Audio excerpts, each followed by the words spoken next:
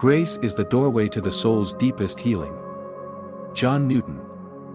Have you ever wondered what Jesus might have looked like in the book of Revelation?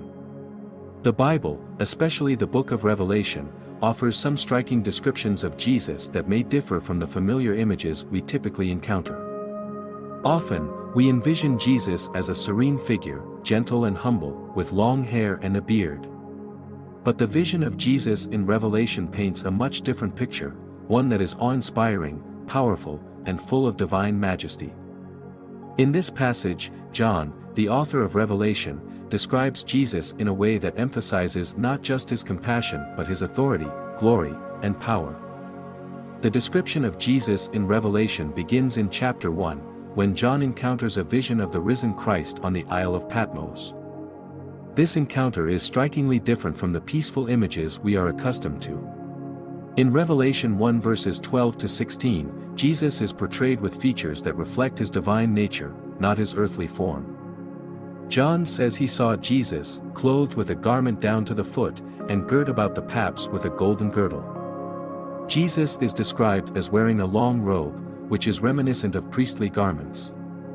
This could symbolize his role as the ultimate high priest, bridging the gap between humanity and God. But what really stands out in this passage is the description of Jesus' physical appearance. His hair is described as white like wool, as white as snow. This isn't the soft, flowing locks that many artists depict, but rather something brilliant, pure, and full of wisdom. White hair often symbolizes wisdom and eternal purity in biblical imagery. The fact that Jesus' hair is white, like wool, emphasizes his eternal nature and purity. His eyes, according to John, were as a flame of fire.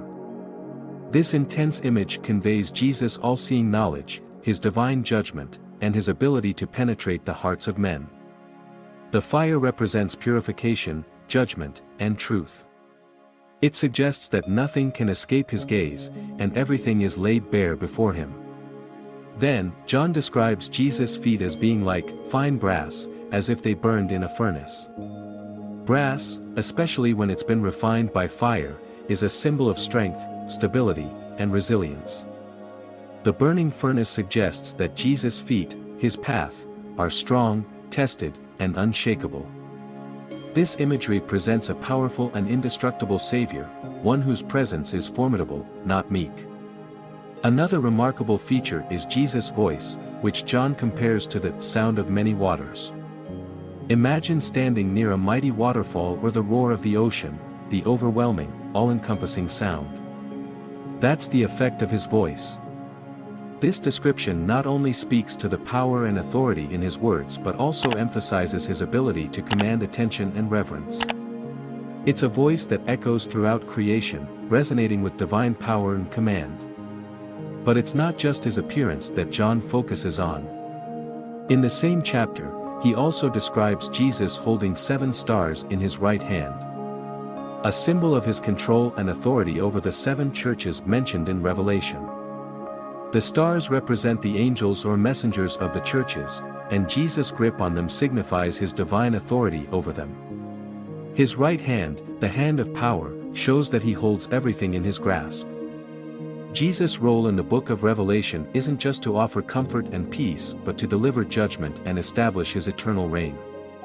In the vision, he's not a passive figure but an active, dynamic force, working to redeem and judge the world. His face shines like the sun, another symbol of his overwhelming glory.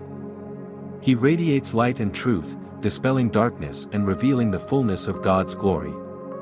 It's also interesting to note that this description of Jesus in Revelation contrasts with the images of Jesus we see in the Gospels, where he's depicted as humble, compassionate, and sacrificial. In Revelation, he's no longer the suffering servant but the reigning king, the Lord of hosts, the righteous judge who will bring about the ultimate victory over evil. This powerful portrayal reminds us that Jesus, though he walked among us as a humble servant, is also fully divine and sovereign. His majesty, authority, and power are just as real as his love and sacrifice. The vision in Revelation paints a picture of Jesus that transcends the earthly limitations we often place on him. He is not just a man who walked the earth but the eternal King, a force of divine will and purpose. It's essential to understand this image of Jesus because it helps us grasp the full scope of who he is. In the Gospels, we see Jesus' human nature, his compassion, and his miracles. But in Revelation, we see him as the ultimate judge, the ruler of the universe, and the one who will one day return to restore all things to himself. The description in Revelation pushes us to expand our understanding of Jesus and to view him not only as a teacher and healer but also as the glorified Lord who is worthy of all worship and praise. Before writing Amazing Grace, John Newton was a sailor. He led a rough life on the seas, often involved in the cruel slave trade. As a captain, he was responsible for transporting slaves across the Atlantic, a morally questionable practice that would later haunt him. However, a series of events, including his near-death experience during a violent storm at sea, would be the catalyst for his spiritual awakening.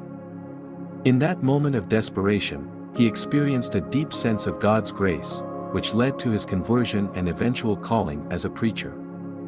His personal transformation from a sinner to a man of faith is what inspired the words of Amazing Grace. The song itself was written in 1772, when Newton was already serving as a pastor in Olney, England. Newton penned the hymn as part of a larger reflection on God's grace. It wasn't initially a grand, publicized piece but rather a personal expression of his newfound faith. The hymn was first sung in the church congregation, and the response was overwhelmingly positive. Over time, it spread across the world, evolving into a spiritual anthem, sung in churches, funerals, and public gatherings alike. The song's simplicity and emotional depth have made it universally relatable. It's often performed in a variety of settings, from somber funerals to joyous celebrations. Its ability to connect with people on such a deep level is what has made it a timeless classic.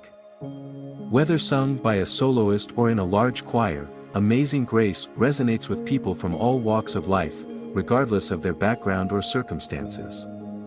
As the years passed, Amazing Grace became associated with the abolitionist movement in the United States, particularly in the context of the fight against slavery. Its message of freedom and redemption spoke to those who sought justice and equality. John Newton's own experiences with the slave trade added weight to the song's meaning, as his personal transformation mirrored the collective fight for freedom and dignity. The hymn became an anthem of hope for those who believed in the possibility of change and the power of grace. In recent years, Amazing Grace has continued to evolve, being adapted in various musical styles, from classical renditions to modern renditions in jazz, blues, and even rock. Despite these adaptations, the core message of the hymn remains unchanged.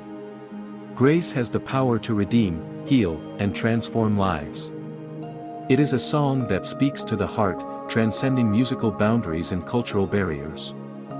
As we read these passages, it's important to consider what this image of Jesus means for us today. His power, glory, and majesty should lead us to awe and reverence. They should remind us that Jesus is not just a figure from history, but the living, reigning Lord. He is present in our lives, and his presence is one of both comfort and authority.